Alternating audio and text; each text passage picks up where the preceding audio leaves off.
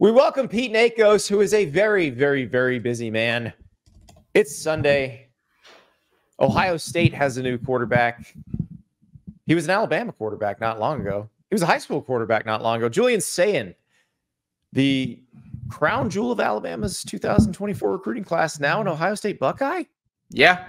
He has just announced his commitment, and the fireworks continue to go off in Columbus, right? Caleb Downs, Julian Saiyan, Will Howard, Quinshot Judkins. It has been an eventful 3 weeks in Columbus.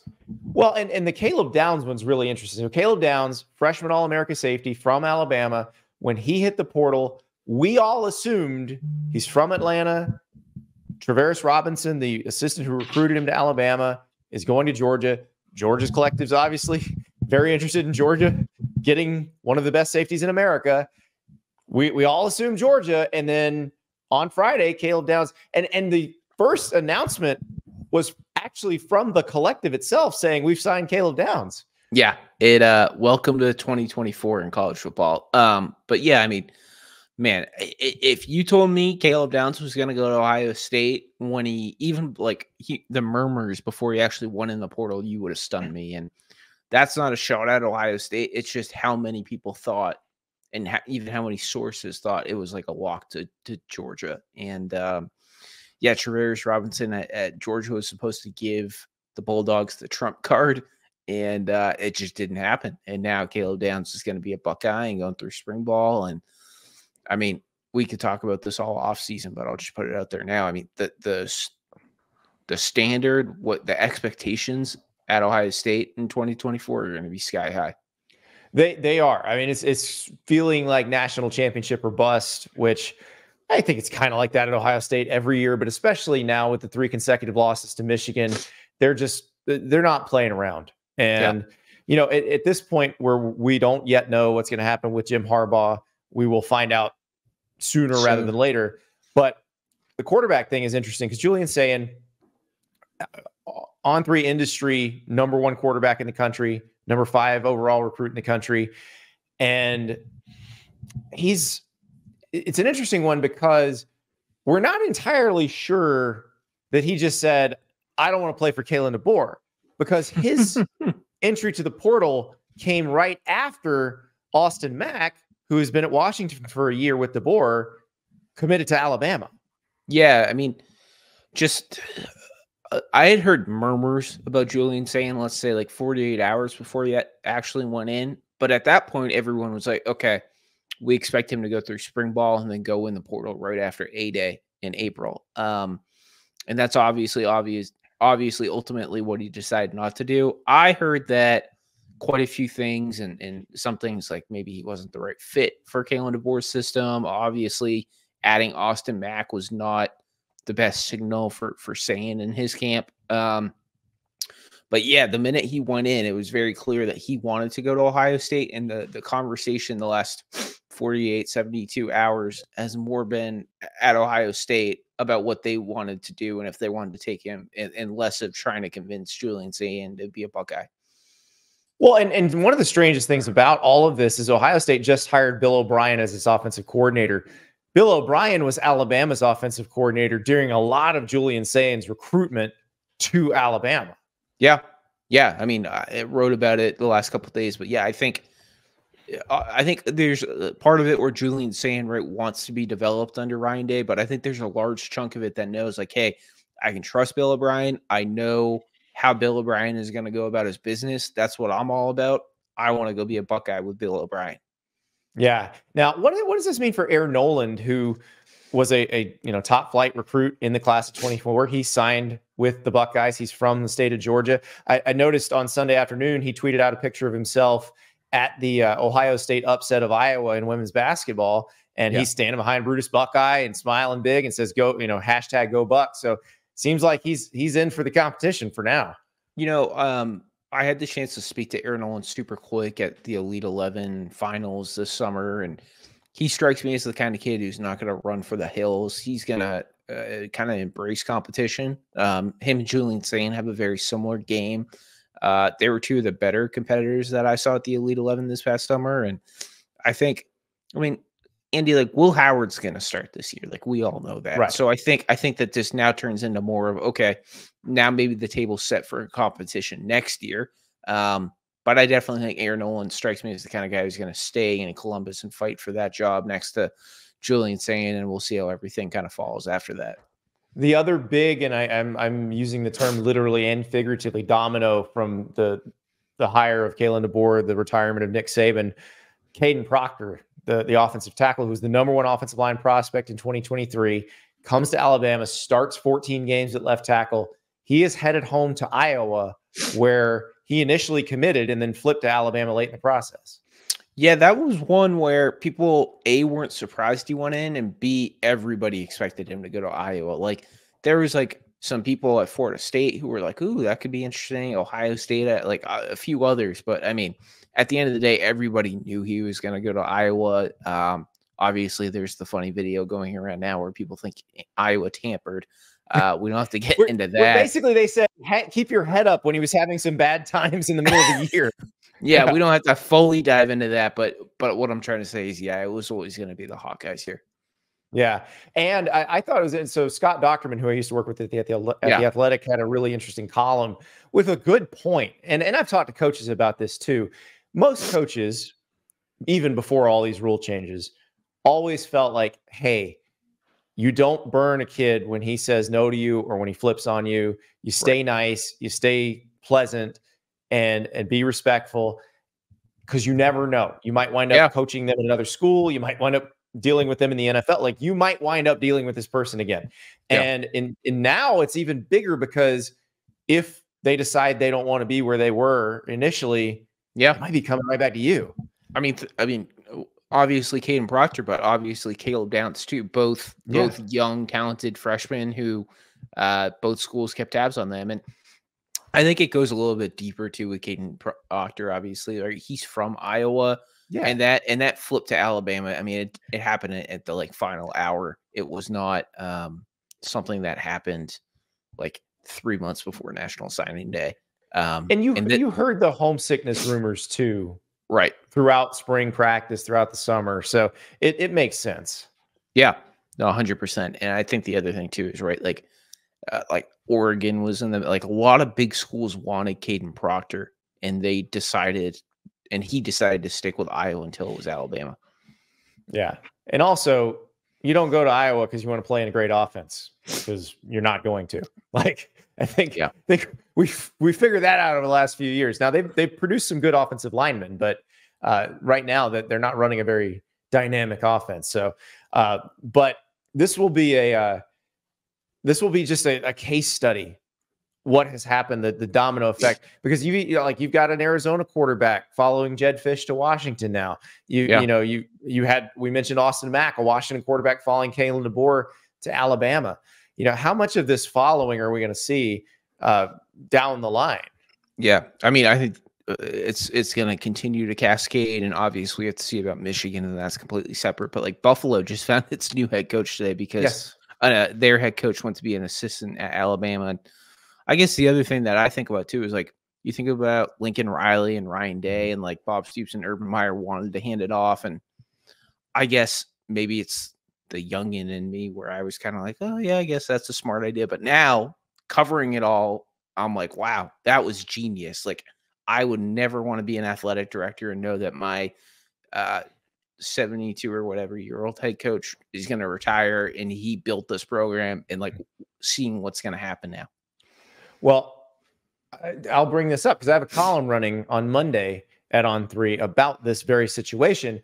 Is if you were Ward Manuel and the people making decisions at Michigan, I feel like this makes your decision for you. Like, you have, if Jim Harbaugh takes an NFL job, right, you kind of have to promote Sharon Moore. Maybe I'm wrong on this, but I feel like that gives you your best chance of keeping that roster together. I would feel like you have to take Sharon, and not just because of, I mean, how great of a job he did and everything. But I think with seeing the roster exodus at Alabama last week, I mean, you have to do Sharon. And the other thing too is, this is all gonna fall apart. I could say whatever if Harbaugh leaves, in like February 1st, give or take, right? It's 21st right now. Like Mhm. terrible timing. Like you can't go at anybody in the portal at that point. And then Yeah, you're gonna have to build an entire roster in April, Mhm. which is right. wow. Which is another piece of this also is like with Alabama, they are going to be serious buyers in the portal market post spring. Yep. And so be terrified if you've got some good players who are still on your roster and you're a non-SEC team. Because if the SEC doesn't change their rule, the only shopping Alabama can do is outside the SEC. The only, Washington can shop anywhere, Mm-hmm. and they need to, but Yeah. Alabama can only shop outside the SEC. And they got time to figure out how the heck they're going to pull it off too, right? It's April is like you got 2-3 months. I mean, you got plenty of time to try to figure out how to piece this thing together now and how you're going to go about the portal. And man, who knew in November even that like we were going to be sitting here though and talking about Kalen DeBoer having to rebuild a roster at Alabama. It is wild. But now here's where I think the Alabama and Michigan situations are a little bit different. There wasn't anybody on Alabama's staff that you said, okay, that's the logical successor to Nick Saban, where you say, okay, easy to hand it over, continuity's protected. Like with Urban Meyer handing off to Ryan Day, they actually had the trial period where Ryan Day was the acting head coach for 3 games. It felt like that was set up. Bob Stoops handing off to Lincoln Riley, same thing. They had time with Lincoln, 2 years of Lincoln Riley as offensive coordinator to know this is the guy. We could put him in here. And the Stoops one was right before the season too, which also that one was in June. Well, different. And I think, so, but in this case, Michigan has a guy who has actually done the job. Yeah.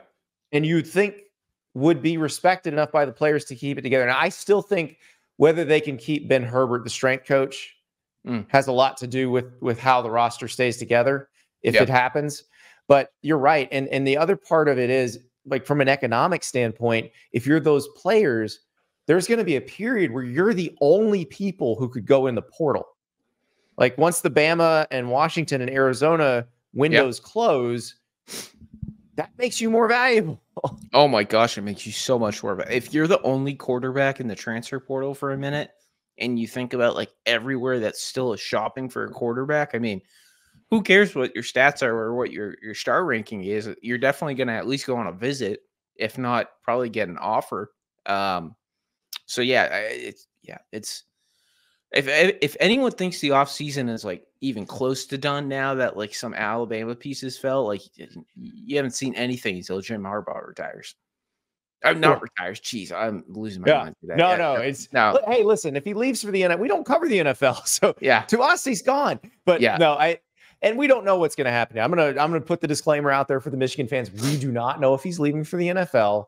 We do know he's interviewed for a couple jobs. So, but I think if you're Ward Manuel, if you're the people in charge of it, you just have to be ready for this. Like you have to know.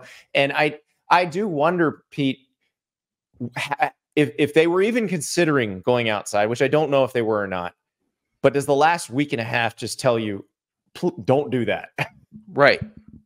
I would think it has to, right? Like even if you thought it wasn't going to be bad, and then Wednesday, Thursday, Friday happen, you have Caleb Downs and King Proctor and then Julian Saiyan all go in. Like if I'm sitting at Michigan right now, I'm like, okay, like I know Donovan Edwards is coming back. Like that is someone that we definitely cannot lose in 2024. Well, Kenneth Grant, and I'm not suggesting he would go into the portal, but if I'm a team that wants to tamper, that's who I'm tampering with. Like more than anyone. But also, Will Johnson, I would tamper with him. With both Moores on their defense, on their starting defense, I would tamper with both of them.